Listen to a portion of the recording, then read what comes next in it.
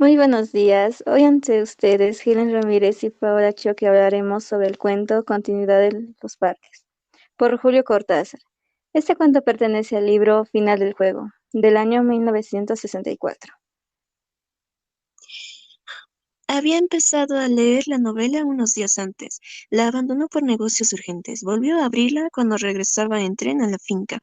Se dejaba interesar lentamente por la trama, por el dibujo de los personajes. Esta tarde, después de escribir una carta a su apoderado y discutir con el mayordomo una cuestión de apariencias, volvió al libro en la tranquilidad del estudio que miraba hacia el Parque de los Robles, arrellanando en su sillón favorito, de espaldas a la puerta que lo hubiera molestado como una irritante posibilidad de intrusiones. Dejó que su mano izquierda acariciara una y otra vez el terciopelo verde y se puso a leer los últimos capítulos. Su memoria retenía sin esfuerzos los nombres y las imágenes de los protagonistas. La ilusión novelística lo ganó casi enseguida. Gozaba del placer casi perverso de irse descajando línea a línea de lo que lo rodeaba y sentir a la vez que su cabeza descansaba cómodamente en el terciopelo del alto respaldo, que los cigarrillos seguían al alcance de la mano, que más allá de los ventanales danzaba el aire del atardecer bajo los robles. Palabra a palabra, absorbido por la sardía disminutiva de los héroes, dejándose ir hacia las imágenes que concertaban y adquirían color y movimiento. Fue testigo del último encuentro en la cabaña del monte. Primero entraba la mujer recelosa. Ahora llegaba el amante, lastimada la cara por el chicotazo de una rama. Admirablemente restañaba ella la sangre con sus besos, pero él rechazaba las caricias. No había venido para repetir las ceremonias de una pasión secreta, protegida por un mundo de hojas secas y senderos furtivos. El puñal se entibiaba contra su pecho y debajo latía la libertad agazapada. Un diálogo anhelante corría por las páginas como un arroyo de serpientes, y se sentía que todo estaba decidido desde siempre. Hasta esas caricias que enredaban el cuerpo del amante como queriendo retenerlo y disuadirlo, dibujaban abominablemente la figura del otro cuerpo que era necesario destruir. Nada había sido olvidado, coartadas, azares, posibles errores. A partir de esa hora, cada instante tenía su empleo minuciosamente atribuido. El doble repaso despiadado se interrumpía apenas para que una mano acariciara una mejilla. Empezaba a anochecer. Sin mirarse ya, atados rígidamente a la tarea que los esperaba, se separaron en la puerta de la cabaña. Ella debía seguir por la senda que iba al norte. Desde la senda opuesta, él se volvió un instante para verla correr con el pelo suelto. Corrió a su vez parpadeándose en los árboles y los cestos, hasta distinguir en la bruma malva del crepúsculo la almeada que llevaba a la casa. Los perros no debían ladrar, y no ladraron. El mayordomo no estaría a esa hora, y no estaba. Subió a los tres peldaños del porche y entró. Desde la sangre galopando en sus oídos, le llegaban las palabras de la mujer. Primero una sala azul, después una galería, una escalera alfombrada, en lo alto dos puertas. Nadie en la primera habitación, nadie en la segunda. La puerta del salón, y entonces el puñal en la mano, la luz de los ventanales, el alto respaldo de un sillón de terciopelo verde, la cabeza del hombre en el sillón leyendo una novela. Bueno, creo que podríamos empezar hablando por partes, analizar y dar opinión. ¿Qué te parece?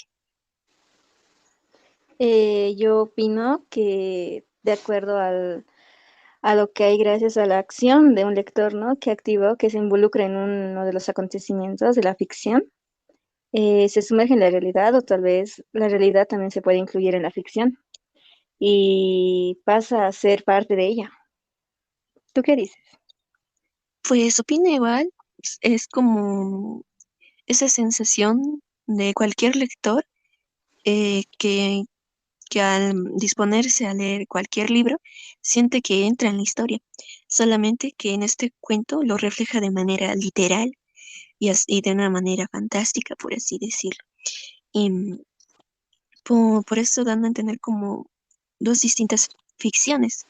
El primero sería el del cuento que el lector lee y este que, digamos, podría ser la ficción 2 el que se leería como tercera persona por parte de nosotros. Podríamos indicar que el hombre era, por lo que se podría decir al principio, con mayordomo y con negocios. eh, Se intuye que era un hombre adinerado, ¿no?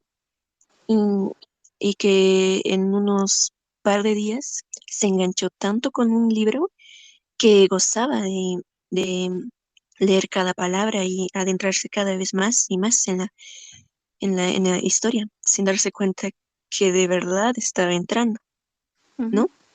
Sí, exacto. Y Eh, también, bueno, en parte también lo que nos trata de decir el escritor que nos plantea también la vivencia de los lectores, ¿no? Cuando nos encontramos con la literatura, cuando realmente podemos encontrarnos de verdad con el texto literario, ¿no? Que nos sumerge.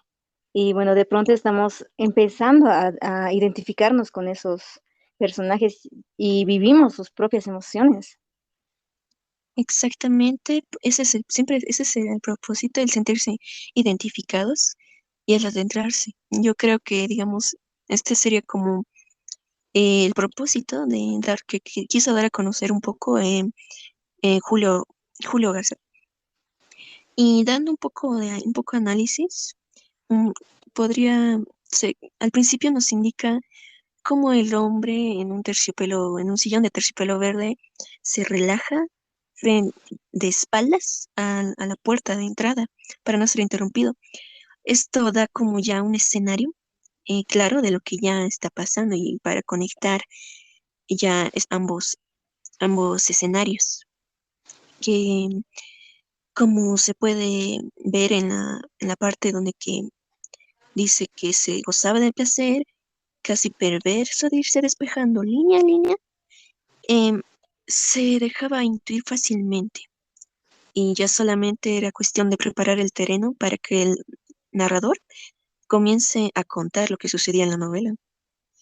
Y aparte, también se podría decir que un pasaje muy importante es el que cierra ese primer relato, la escena donde describe la comodidad del lector, Sí, ¿no? sí, también, bueno, también esto es un cuento de tipo textual narrativo, ¿no? Y de género también fantástico, ya que se presenta un hecho que rompe con las leyes del mundo del lector. Mm, sí, ahora basándome en otra escena, en la segunda escena, por así decirlo, o mejor dicho, segunda parte del cuento, ya que este cuento cuenta con dos párrafos, pero se puede dividir en tres partes. La primera fue la escena del hombre o del lector. La segunda fue donde entra en escena la mujer y el amante. No se menciona en ningún momento, pero dado el hecho de que la mujer conocía exactamente eh, todos los movimientos, incluidos de la casa, para guiar al amante, y por estos conflictos, el propósito de querer consumir este acto maligno, se da a entender que esta mujer era esposa de del lector millonario, al parecer, y que junto al amante quería ser libre. Es por eso que deciden entre ambos en esa cabaña, que al parecer estaba oculta entre los árboles, que también en una frase del cuento se menciona que están protegidos por hojas secas. Esto, bueno, ya se puede intuir que habla de este parque, se podría mencionar, en donde al encontrarse, y mencionan también un pequeño detalle, que es que el último al entrar, el amante, es decir, entra con un pequeño latigazo de una rama.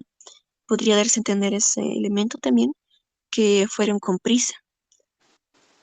Y, y que al entrar en ese segundo momento, los sucesos que se van a ir contando son los que el lector está leyendo. Y nosotros, a su vez, como lectores, pasamos a ser testigos de esas imágenes que por sí solas han adquirido color y movimiento, ¿verdad?